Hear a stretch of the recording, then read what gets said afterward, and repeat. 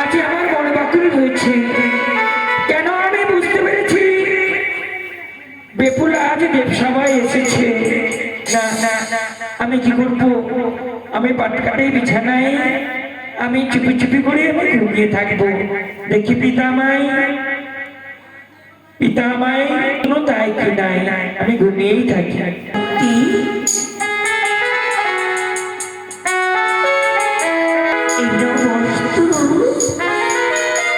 দেবী তবু চরণে বলো বলো নেতা দিদি, আজ আমার কাছে কেন এলে? আমি কেন এসেছি জানো? কেন? আমি তোমায় বস্ত্র প্রদান করতে এসেছি। ও, তুমি আমার বস্ত্র নিয়েছো? দাও দেখি। নাও বস্ত্র। বেশ দিদি গো, তুমি যাও বিশ্রামে যাস। তাহলে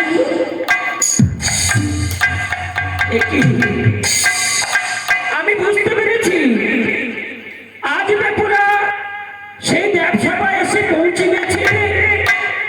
পিতার কাছে এসে যতগুলো দুঃখ জ্বালা দুঃখের কথা সম্পূর্ণ বলেছে। না, আমি কিন্তু দেবসভায় যাব না। কেন না? আমি যদি স্বেচ্ছায় দেবসভায় যাই তাহলে পিতা আমার বলবে তার স্বামীকে ফিরিয়ে যাও। আমি যাব না।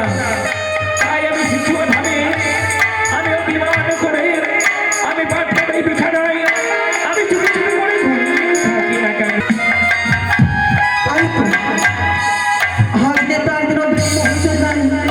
কোথায় বাবুর কাছ দেখেছি? না না না, আজ আমি সহ্য করতে পারি না, আমি বিশ্রামে যাই।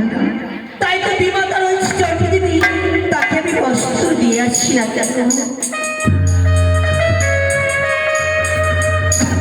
এই নবতা, এই বস্ত্র, তার বিলম্ব কেন? জানো আমি কেন বিলম্ব কেন?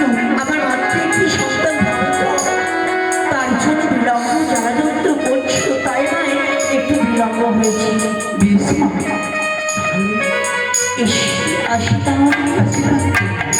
দাদু, তুমি কিছু বলবে? আমি? তুমি কি নৃত্য জানো?